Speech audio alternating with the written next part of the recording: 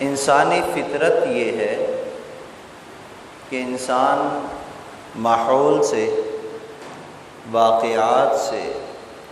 اور حالات سے اثر قبول کر لیتا ہے۔ اسی وجہ سے فرمایا کہ اپنے ماحول کو اچھا بناؤ اور خود اچھے ماحول میں جڑ کر رہو۔ انسان کے ساتھ جیسے حالات پیش آتے ہیں ویسے ہی اس کے اوپر اثرات بھی مرتب ہوتے رہتے ہیں۔ اللہ کے محبوب صلی اللہ علیہ وسلم نے فرمایا ہر بچہ فطرت اسلام پر پیدا ہوتا ہے، اس کے ماں باپ اس کو یہودی، نصرانی یا مجوسی بنا دیتے ہیں۔ یہی وجہ ہے کہ وہ بچے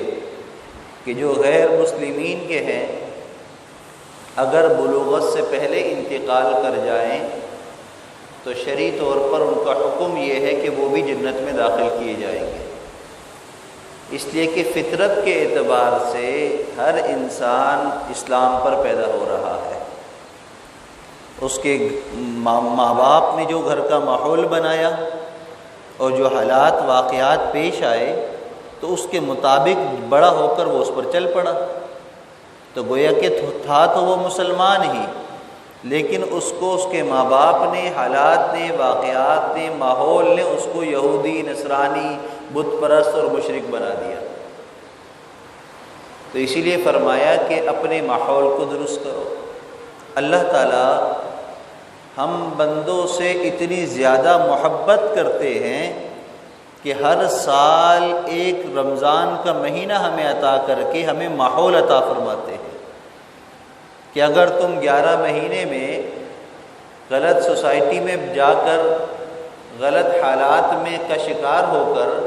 اگر ادھر ادھر بھٹک گئے ہو تو کوئی بات نہیں، رمضان کا مہینہ اللہ نے عطا فرما دیا پورے ماحول کے ساتھ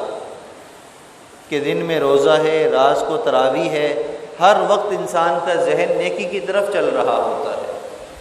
اور شر کا غلبہ کم ہو جاتا ہے، خیر کا غلبہ زیادہ ہو جاتا ہے۔ تو اللہ کی طرف سے یہ ہمارے لیے انعام ہے، تو ہم اس انعام سے فائدہ حاصل کریں۔ فرمایا کہ جو فائدہ حاصل کرے گا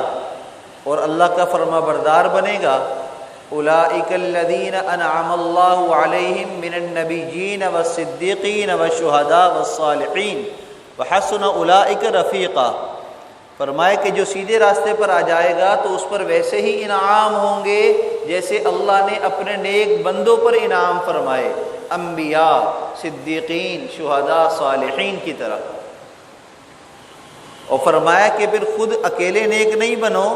بلکہ اپنے گھر والوں کو، اپنے ارد گرد والوں کو، سب کو نیک بناؤ، سب کو نیک بناؤ۔ اور اس کے بارے میں فرمایا وَمَنْ أَحْسَنُ قَوْلًا مِّمَّنْ دَعَا إِلَى اللَّهِ،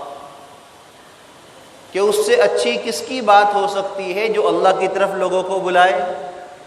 اب یہ کام صرف ایک عالم کا تو نہیں بلکہ ہر مسلمان کا ہے کہ ہر مسلمان اپنی سوسائٹی میں، اپنے گھر میں، اپنے محلے میں ہر ایک کو نیکی کی دعوت دے، اور جو بھی نیکی کی دعوت دے گا اس کے لیے اللہ کا یہی پیغام ہے کہ وہ سب سے بہترین انسان اللہ کے ہاں بن جائے گا اور اللہ کے ہاں مقربین اور صالحین میں اس کا شمار ہو جائے گا۔ اور فرمایا کہ جو شخص بھی اللہ کی طرف لوگوں کو نہیں بلاتا اور خود بھی ماحول کا اچھا اثر قبول نہیں کرتا، ان کے بارے میں فرمایا وَقَلِيلٌ مِّنْ عِبَادِيَ الشَّكُورُ، کہ وہ ناشکرہ ہے، وہ ناشکرہ ہے۔ اور فرمایا کہ شکر گزار تو میرے چند لوگ ہی ہیں۔ اب اگر ہم پورا جائزہ لیں پوری آبادی کا، ہر علاقے کے اعتبار سے، تو مسجد میں مستقل عبادت کے لیے آنے والے لوگ 10% ہوں گے اور 90% وہ لوگ ہوں گے جو اپنی دنیا میں مگن ہیں، جن کو نہ نماز کی پرواہ، اور اگر نماز کے لیے آ بھی گئے تو نماز صحیح ہے یا نہیں ہے اس کی فکر نہیں ہے، قرآن پڑھ لیا نہیں پڑھا تو کوئی مسئلے کی بات نہیں ہے۔ اب ایسا جو طبقہ ہے وہ 90% تقریباً ہوگا اور 10% ایسے ہوں گے جن کو اپنے اس نیک عمل کی فکر ہوگی اور مسجد میں آنے کی فکر لگی ہوگی۔ تو گویا کہ وَقَلِيلٌ مِّنْ عِبَادِيَ الشَّكُورُ، اللہ کے شکر گزار بندے،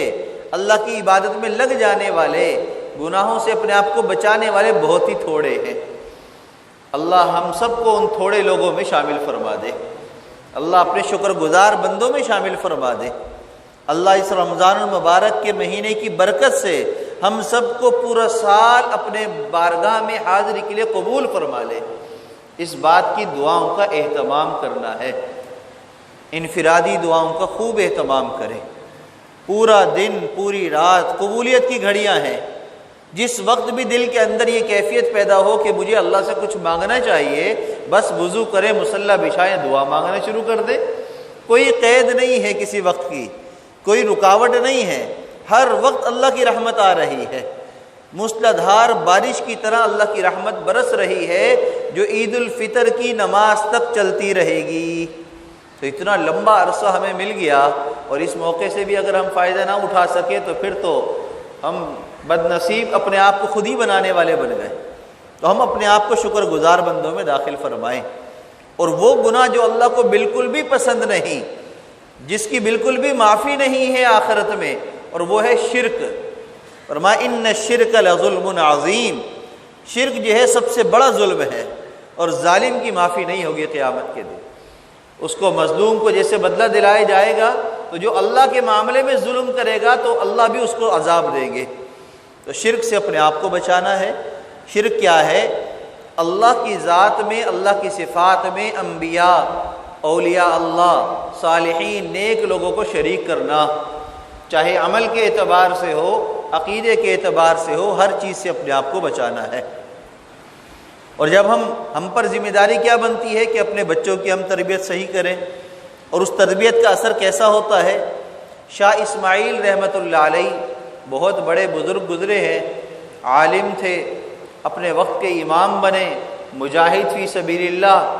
شاہ اسماعیل شہید رحمۃ اللہ کا بڑا نام ہے، انگریزوں سے جہاد کرنے والوں میں آپ سب سے آگے تھے۔ ان کے بچپن کا زمانہ ہے، گھر کا ماحول دینی ماحول تھا، قرآن پڑھنا پڑھانا سیکھنا سکھانے والا ماحول تھا، عورتیں بھی مرد بھی۔ تو اس تربیت کا اثر کیا ہوا؟ ایک دفعہ اپنے والد صاحب کے کندھے پر بیٹھے تھے، چھوٹے سے بچے تھے، جا رہے تھے کہیں راستے میں، تو راستے میں دیکھا ایک شخص کو وہ کتا لے کر جا رہا ہے۔ اب کتا پالنے والے جانتے ہیں کتے سے کس طریقے سے لگاؤ کرتے ہیں، کبھی اس پر ہاتھ پھیرتا ہے، کبھی اس کو پیار کرتا ہے، کبھی اس کو چمٹاتا ہے، کتے سے محبت کا اظہار کر رہا ہے۔ اب یہ تھے تو بچے، لیکن گھر کے اندر دینی باتیں سن رکھی تھی، تو دماغ کے اندر وہ چیزیں چل رہی تھی۔ تو فوراً اس کو کہنے لگے، ارے صاحب آپ کو کتے سے اتنی محبت ہے، اگر آپ کتے سے اتنی محبت کرو گے تو پھر رحمت کے فرشتے کیسے آئیں گے آپ کے پاس؟ اس لیے کہ اللہ کے محبوب صلی اللہ علیہ وسلم نے فرمایا کہ اس گھر میں پھر رحمت کے فرشتے داخل نہیں ہوتے جس میں کتا ہو یا تصاویر ہو۔ اب یہ بچے ہیں، انہوں نے یہ بات کر دی، بڑی عقل کی بات تھی، لیکن وہ انسان بھی بیچارہ ایسا بھٹکا ہوا، ایسی حرام جانور کی محبت میں لگا ہوا، آگے سے کہنے لگا یہ تو اچھی بات ہے کہ فرشتے نہیں آئیں گے، اس لیے کہ فرشتے آئیں گے نہیں تو مجھے موت بھی نہیں آئے گی، مجھے موت بھی نہیں آئے گی، کیونکہ موت کا بھی تو فرشتہ ہوتا ہے، تو وہ بھی نہیں آئے گا۔ اللہ نے ان کو نیک صحبت، نیک تربیت کی ایسی ملکہ عطا فرمائی، ذہنی قوت عطا فرمائی، آگے سے فوراً برجستہ کہنے لگے، ارے میاں اس بات سے تم غافل نہ رہنا کہ موت نہیں آئے گی، کل نفس ذائقۃ الموت، موت تو برحق ہر ایک کو آنی ہے، لیکن فرق یہ ہے کہ اگر تم کتے کو پالو گے تو پھر تمہارے گھر میں تمہاری موت کا فرشتہ بھی وہی آئے گا جو کتے کی روح قبض کرتا ہے۔ اب جب یہ جواب دیا تو پھر ایک دم اس کے 14 طبق روشن ہو گئے۔ ہاں، ہم اس غلط فہمی میں نہ رہیں کہ بس موت آئے گی تو دیکھی جائے گی، نہیں نہیں، جس حالات میں زندگی جیسی گزار رہے ہوں گے فرشتے بھی پھر ویسے ہی آئیں گے، اس لیے کہ کتے کو بھی تو موت آتی ہے، اس کی روح قبض کرنے پر بھی تو فرشتہ مقرر ہے۔ جب ہم کتوں کی طرح زندگی گزاریں گے تو پھر فرشتے بھی کتے والے ہی ہماری روح قبض کرنے کے لیے آئیں گے، ویسی ہی شکلوں کے اندر آئیں گے۔ تو اس لیے بھائی اس گمان میں ہم نہ رہیں کہ بس بچت ہو جائے گی، جو مرضی کرتے رہے، نہیں نہیں، اللہ نے رمضان کا مہینہ عطا کر دیا، ہر لمحہ اللہ کا شکر ادا کریں، ہر وقت اللہ سے ڈرتے رہیں۔ حضرت عبداللہ بن عباس رضی اللہ تعالیٰ عنہ فرماتے ہیں ملک شام میں بیت المقدس کے پاس ایک علاقہ ہے کنعان، وہاں کا ایک عالم تھا مقتدا، اور ایسا عالم کہ اس کی دعائیں قبول ہوتی تھی، اور جو قوم تھی اس کو قرآن پاک میں قوم جبارین کہا ہے، اس قوم کا مقتدا تھا، اور اس کا نام تھا بلم باعورہ، بلم باعورہ اس کا نام تھا، اور اسم اعظم تھا اس کے پاس، چونکہ وہ اپنی قوم میں عالم تھا، مقتدا تھا، بڑی عبادت کرتا تھا، تو اللہ نے اس کو مستجاب الدعوات بنا دیا، دعائیں قبول ہوتی تھی۔ حضرت موسیٰ علیہ السلام جب جو ہے فرعونیوں سے اپنی قوم کو لے کر نکلے، بنی اسرائیل والوں کو، تو آگے دریا آ گیا، اب دریا میں اللہ کے حکم سے راستے بن گئے، وہاں سے آپ کراس کر گئے اپنے سواریوں سمیت اپنی قوم والوں کو لے کر۔ جب فرعونی پیچھے سے آئے تو انہوں نے دیکھا کہ راستہ بنا ہے تو وہ بھی آگے چل پڑے۔ ادھر جو ہے بنی اسرائیل والے پانی سے باہر نکلے ہیں، اور ادھر فرعونی جو ہے فرعون اپنے لشکر سمیت پانی میں داخل ہوا، پورا آ چکا، اللہ نے پانی کو حکم دیا، پانی چل پڑا اور وہ سب کے سب غرق ہو گئے۔ اب بنی اسرائیل والوں کی جان چھوٹ گئی فرعونیوں سے، اللہ نے سب کو غرق کر دیا۔ اب جب یہاں پر آئے تو موسیٰ علیہ السلام سے کہنے لگے کہ ہمارے پاس کوئی قانون ہونا چاہیے جس کے مطابق ہم زندگی گزاریں، تو اللہ کے حکم سے اللہ تعالیٰ نے موسیٰ علیہ السلام کو تورات عطا فرمائی۔ اب تورات میں مختلف احکامات تھے، ان میں سے ایک حکم تھا جہاد کا۔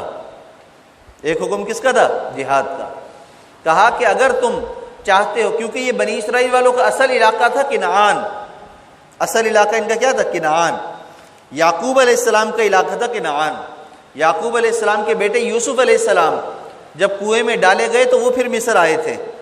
اور ان سے ملاقات جب ان کے بھائیوں کی ہوئی تو اپنے والدین کو لے کر کنعان سے سب یہاں آ گئے۔ تو یہ کنعان کے رہنے والے بنی اسرائیل والے تھے، جو بعد میں یہ سارے یہاں پر پوری قوم بن گئی بنی اسرائیل والوں کی۔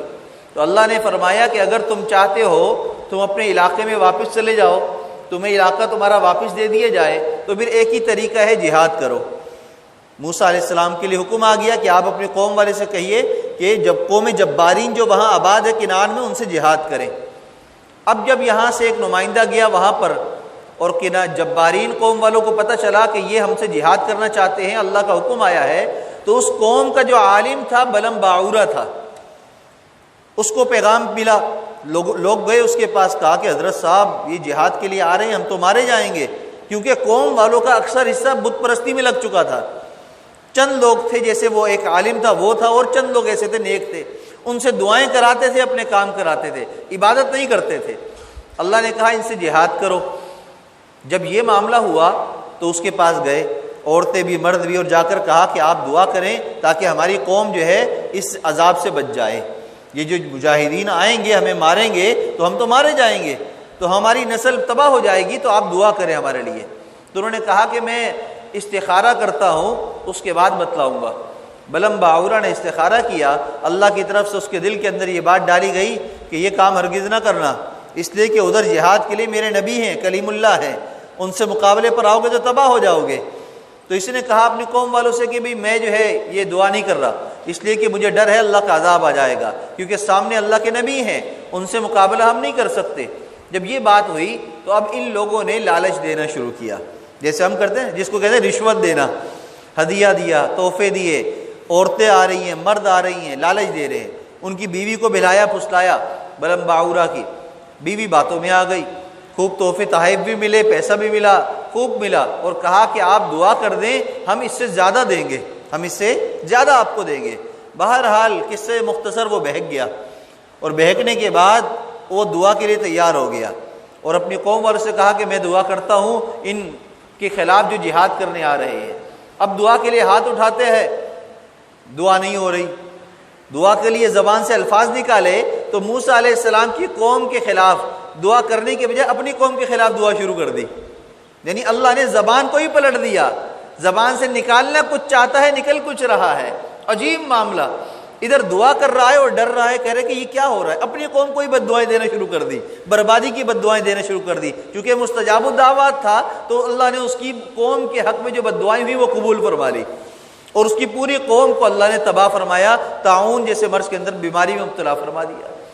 اور اس کو سزا یہ دی کہ تو نے غلط کام کیا، زبان اس کی یہاں سینے تک لٹک گئی،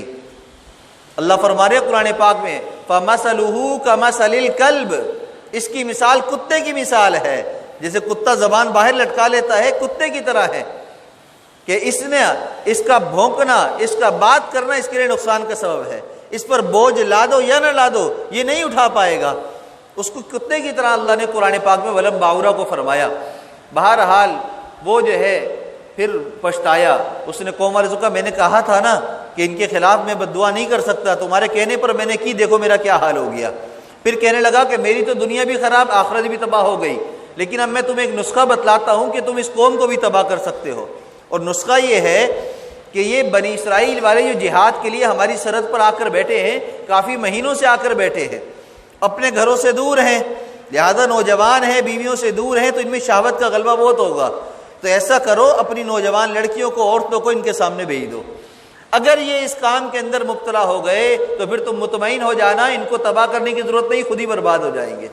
انہوں نے قوم والوں نے یہی کیا، اپنی عورتوں کو ان کے سامنے بھیجا۔ اللہ کے کلیم موسیٰ علیہ السلام نے اپنے لوگوں کو منع کر دیا کوئی ان کی طرف توجہ نہ دے سوائے ایک شخص کے کہ جس نے بات نہ مانی اور شہوت کے غلبے کی وجہ سے گناہ میں مبتلا ہوا۔ اس ایک بندے کے گناہ کی وجہ سے اللہ نے بنی اسرائیل والوں پر عذاب نازل کیا اور ان پر ایک بیماری مسلط کر دی سزا کے طور پر، اور اس بندے کو موسیٰ علیہ السلام نے بعد میں پکڑا اور اس عورت کو بھی، اور ان دونوں کو قتل کر کے آپ نے سولی پر لٹکایا اور ان کو عبرت کا نشان بنا دیا، اور پھر جو ہے اللہ نے اس قوم کی اس بیماری کو، بنی اسرائیل کی بیماری کو ختم فرمایا۔ اس واقعے سے ہمیں سبق یہ ملا کہ ہمیں اللہ کے حکم کو پورا کرنا ہے، اور اللہ کے حکم کے آگے اپنی شہوات کو ہم نے نہیں دیکھنا، ہم نے دنیا کے مرتبوں کو نہیں دیکھنا، دنیا کے تعلقات کو نہیں دیکھنا، اپنے آپ کو گناہوں سے 100% بچانا ہے، اور اگر کئی غلطی سے ہم سے گناہ ہو جائے تو فوراً اللہ کے آگے توبہ کر لیں۔ اس بندے سے جو گناہ ہوا تھا تو اس کی توبہ یہی تھی کہ اس کو قتل کر کے لٹکا دیا گیا، اور اللہ نے ہمیں موقع دیا، رمضان کا مہینہ ہے، ہم سے اگر قتل ہو گیا، شراب پی لی، زنا ہو گیا، نوجوان ہیں مشت زنی ہو گئی، ہاتھ کا غلط استعمال ہو گیا، کوئی بات نہیں، اللہ سے معافی مانگ لو، اللہ آج کے بعد یہ گناہ نہیں کریں گے، آپ ہمیں معاف فرما دیں۔ انشاءاللہ یہ رمضان کا پہلا جمعہ ہمارے لیے ایسا بابرکت رحمتوں والا بن جائے گا کہ اللہ ہمارے پچھلے سارے گناہوں کو معاف فرما دیں گے۔ تو انشاءاللہ عزم کرتے ہیں نا انشاءاللہ، تو آج کا دن ہم نے ضائع نہیں ہونے دینا، اللہ سے معافی مانگنی ہے، اور ہم نے توبہ کر کے اپنے گناہوں کی معافی مانگنی ہے تاکہ ہمارے باقی ایام، باقی اوقات ہمارے قیمتی بن جائیں۔ اللہ ہم سب کو سمجھ اور صحیح عمل کی توفیق عطا فرمائے۔ وآخر دعوانا